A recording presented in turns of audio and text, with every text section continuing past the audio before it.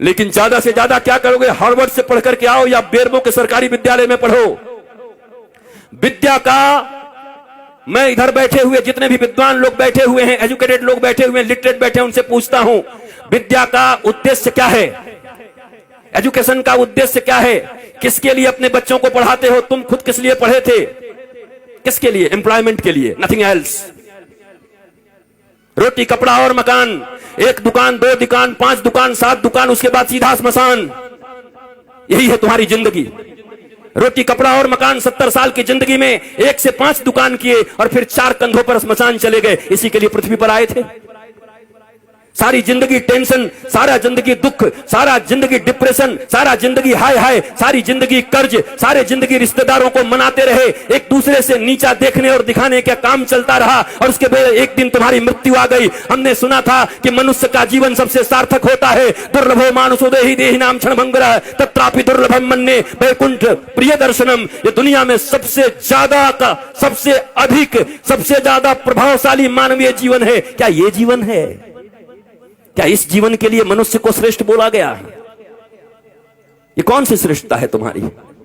तुम चैन से सो नहीं सकते, तुम चैन से बैठ नहीं सकते, तुम पड़ोसियों का उत्थान नहीं देख सकते, तुम दुख को हैंडल नहीं कर सकते। राम जी के जैसा सत्ता चला जाए, उसके बाद भी जब माता कौशल्या पूछती हैं, राम तुमने सब काम कर लिया ना, सारी पूजाएं कर ली ना, कल मेरे बेटे का राज्याभिषेक होने वाला है, कल तो युवराज बनेगा। तो धीरे से राम जी कहते हैं, मां मेरे पिताजी इतने छोटे थोड़ी हैं। बोला क्या हुआ? मेरे पिताजी ने निर्णय किया है कि छोटे से राज्य अयोध्या का मुझे युवराज नहीं बनाएंगे। पिता दीन मोहि कानन राजू, उन्होंने मुझे बन का राजा बना दिया है, मुझे बन का विराट राजा बना दिया है। ये राम है। रातों रात सत्ता छिन गई पर अपने पिता को कह रहे हैं, मेरे पिता ने मुझे बन का राजा बना दिया। मां अयोध्या छोटी है, मैं बड़ा हूं ना। तो कहा तू इतना छोटा राज्य संभालेगा? तू बन का राज संभाल। जा, लाखों ऋषि महर्षि तेरा इंतजार कर रहे हैं। कई सबरी तुम्हारे लिए बैठी हैं, कई सुतीक्षण बैठे हैं, कई सरभंग बैठे हैं, कई जटायु तुम्हारे लिए बैठे हैं, कहीं सुग्रीव बैठा है बाली से लात खाए। जाओ सबका उद्धार करो। और इसलिए राम को वनवास दे दिया। पर तुम्हारे जीवन में ऐसी स्थिति आ जाए तो तुम्हारे बच्चे आत्महत्या कर लेते।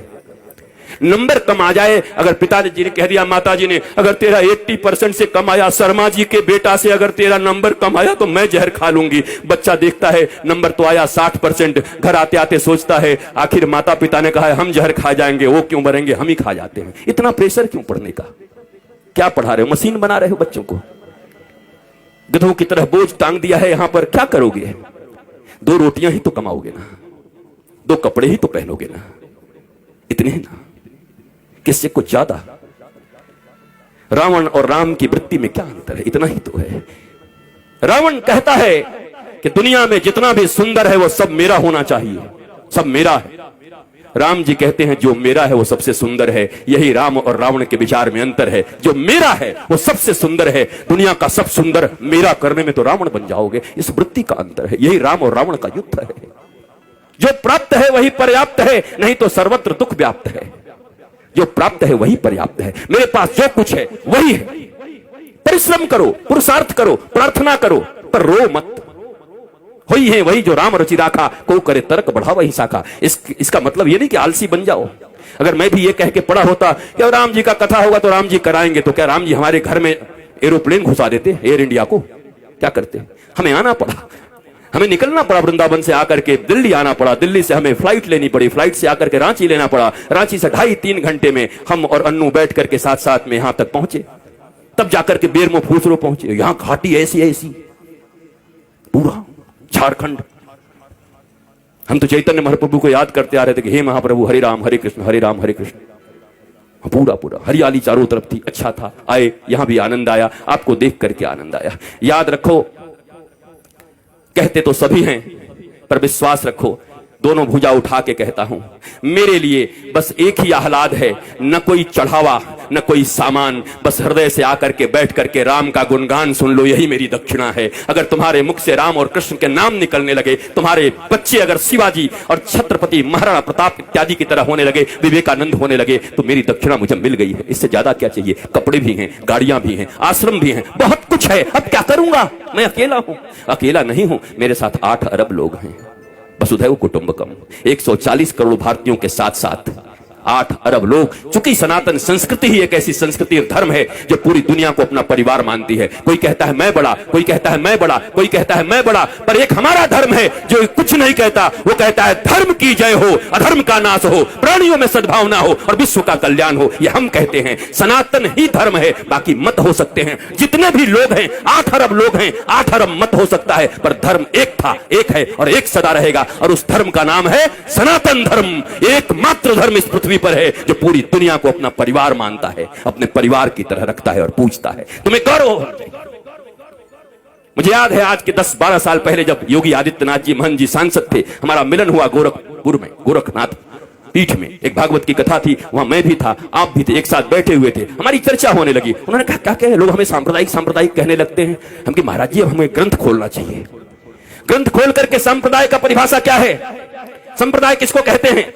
सम्यक प्रकार से हमारे पूर्वजों ने जो हमको प्रदान किया है, जो विचारधारा, जो अपनी विचारधारा, पवित्र विचारधारा हमारे पूर्वजों ने हमें प्रदान किया है, उसको कहते हैं सम्यक प्रकार से विचारों को प्रदान करने की प्रक्रिया को संप्रदाय कहते हैं। और अगर इसे संप्रदाय कहते हैं तो महाराज आज के बाद आप कह दीजिएगा टीवी चैनलों पर कि गर्व से कहो हम सांप्रदायिक हैं, हमारे पूर्वजों ने हमको जो विचार दिया है उसको लेकर के हम इस दुनिया में चल रहे हैं। लज्जा क्यों करते हो, शर्म क्यों करते हो? ये अनपढ़ लोग, ये गंवार लोग जिन्होंने मैकोले की शिक्षा विद्या पढ़ा करके तुम्हें पीछे की ओर ढकेल दिया, तुम सच्ची बात भी कहते हो तो कहने के लायक नहीं रह जाते हो। सांप्रदायिक कोई खराब शब्द नहीं है, संप्रदाय शब्द भारत का सबसे प्यारा शब्द है, सनातन संस्कृति का सबसे प्यारा शब्द है। पर तुमको संप्रदाय के लिए क्या पढ़ा दिया गया? तुष्टीकरण और संप्रदाय पढ़ा दिया गया तुमको। यहां तुष्टीकरण नहीं, यहां 140 करोड़ लोगों के संतुष्टीकरण की बात होती है। यहां 8 अरब विश्व के लोगों की संतुष्टीकरण की बात होती है।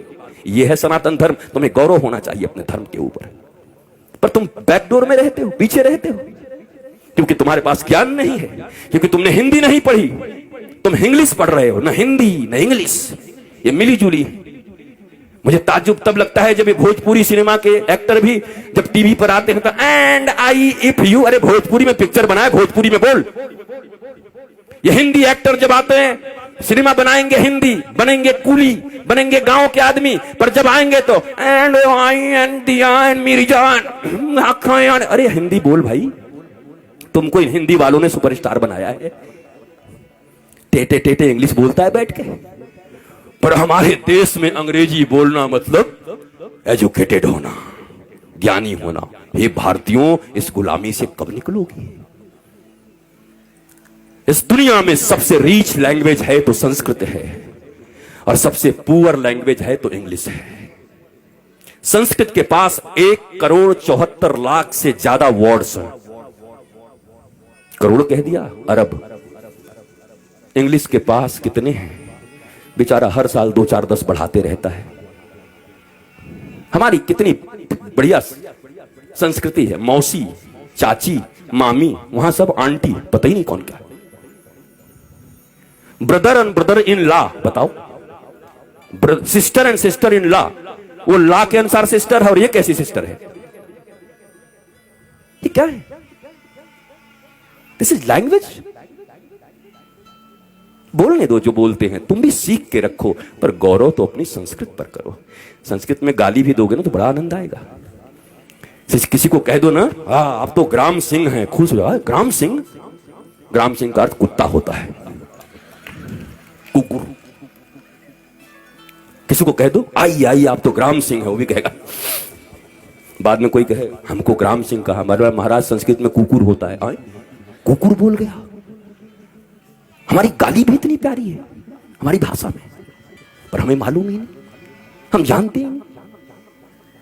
बदलो अपने संस्कारों को, नहीं तो ये कथाएं तुम्हें और बेहोश कर देंगी कुछ दिन के बाद।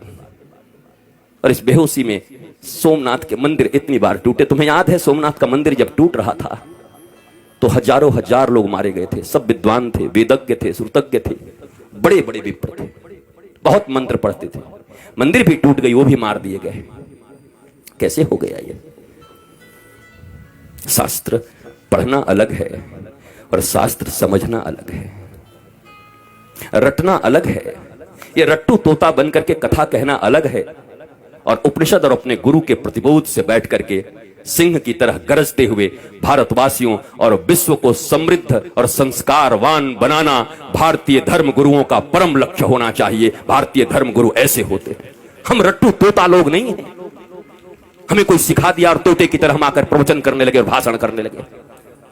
वैसे ऐसे लोग हैं। 7 दिनों में लोग कहते हैं, क्या कहूं, इस श्लोक का वर्णन तो अगर मैं करने लगूं तो 7 दिन तक करना पड़ेगा। हमने एक जगह पंडाल में कह दिया, पंडाल का खर्चा हम देंगे, तू करके दिखा। भाग गया, क्योंकि कर ही नहीं सकते 7 दिन तक। पर ये रट लिया है, सिखाया जाता है कैसे बोलिएगा कि अभी समयाभाव के कारण इस श्लोक की चर्चा तो मैं 15 दिन तक कर सकता हूं, लेकिन आइए समयाभाव के कारण आगे बढ़ते हैं। मैंने कहा पंडाल का खर्चा, माइक का खर्चा और आपका भी खर्चा मैं दे रहा हूं, आपको इसी श्लोक पर बोलना है। मैंने सुना, दूसरे दिन सुबह निकल गए कि कहां से इसका विवेचना करूं, कैसे करूं। ये कोई व्यवसाय नहीं है, कोई व्यापार नहीं है। प्यार को व्यापार मत बनाओ। धर्म प्यार है, धर्म प्रीति है। धर्म से डरते नहीं हैं, धर्म प्रेम वर्धित करता है।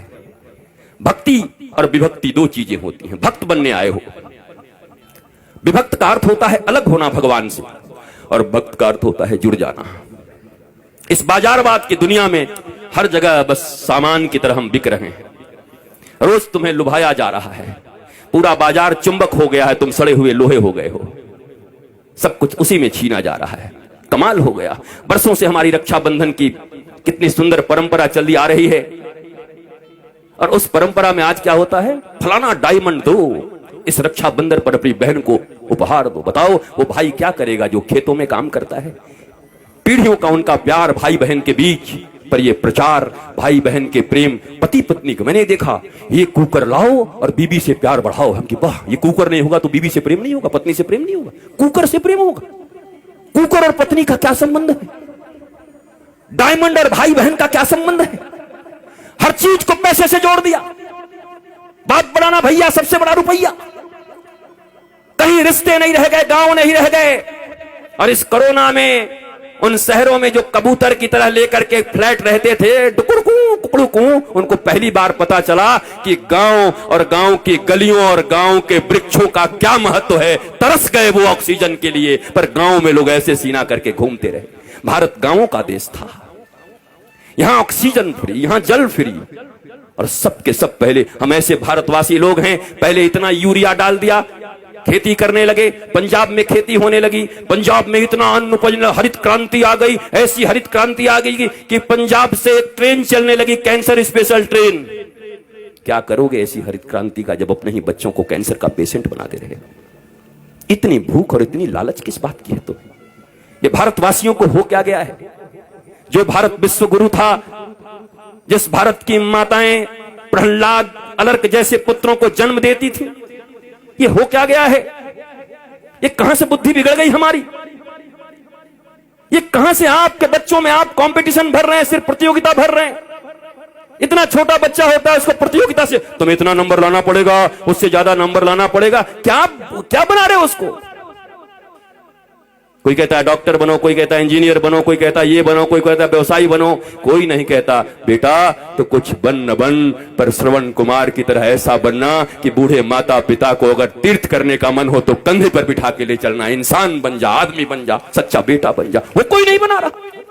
उसके बाद रो रहे हैं, उसके बाद निंदा कर रहे हैं गांव में घूम घूम के, हमारा बेटा हमारी बात नहीं सुनता, बहू बात नहीं सुनती, बेटी बात नहीं सुनती। आपने शिक्षा क्या दिया था?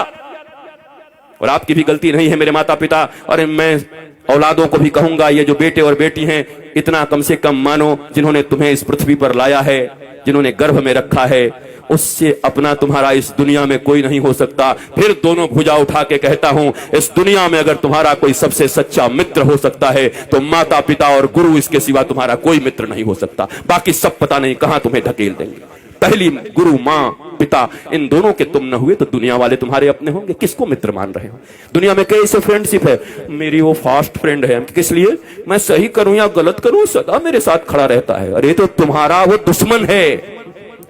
ये तो दुर्योधन और कर्ण की दोस्ती हो गई। कर्ण को दुर्योधन ने अंग देश का राजा बना दिया, इसलिए कर्ण श्री कृष्ण और धर्म के खिलाफ खड़ा हो गया, और खिलाफ खड़ा हो गया तो 12 के भाव में मारा गया। जबकि कर्ण से बड़ा कोई दानवीर नहीं था, कर्ण से बड़ा कोई वीर नहीं था, सूरवीर नहीं था। ऐसा कोई बढ़िया धनुर्धर नहीं था, पर धर्म और भगवान के खिलाफ खड़े हो गए तो तुम्हारी कोई धनुर्धारिता काम नहीं करेगी। धर्मो रक्षति रक्षितः, जो धर्म की रक्षा करता है धर्म उसकी रक्षा करता है। परंतु हमारे मित्र ने हमको पैसा दे दिया तो हम भगवान के खिलाफ भी खड़े हो जाएंगे, यही तो कर्ण ने किया। गांधारी को कहते हैं वो पतिव्रता थी। कैसी पतिव्रता थी वो? पति अंधा था। पतिव्रता का अर्थ होता है अंधे पति को अपनी दोनों आंखों से वो दिखाती, हर चीज बताती, पति की आंख बन जाती, तब पतिव्रता कहता। पति तो पहले से अंधा था, वो भी पट्टी बांध करके दुर्योधन अन्याय पे अन्याय करता रहा, पर धृतराष्ट्र की तरह गांधारी भी आंख बंद करके बैठी थी। वो कैसी पतिव्रता हो सकती हैं? और अगर पतिव्रता थी तो अपने 99 पुत्रों में से एक को क्यों नहीं बचा सकी?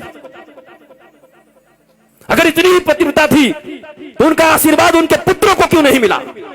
क्यों मारे गए सबके सब? कुरुक्षेत्र के मैदान में रक्त रंजित होकर के क्यों पड़े रहे सब? क्योंकि धर्म नहीं अपनाया। पतिव्रता ये नहीं होता। अगर पिता नहीं समझ पा रहे हैं तो मां का यह कर्तव्य है कि अपने बच्चों को कुपथ से जाने से रोके। नहीं नहीं नहीं, इट्स नॉट गुड, मत जाओ इधर, ये ठीक नहीं है, तुम्हें धर्म पथ पर चलना है मेरे बेटे, तुम धर्म पथ पर चलो। पर हम सब बस एक ही चीज सिखा रहे हैं, बढ़िया कमाना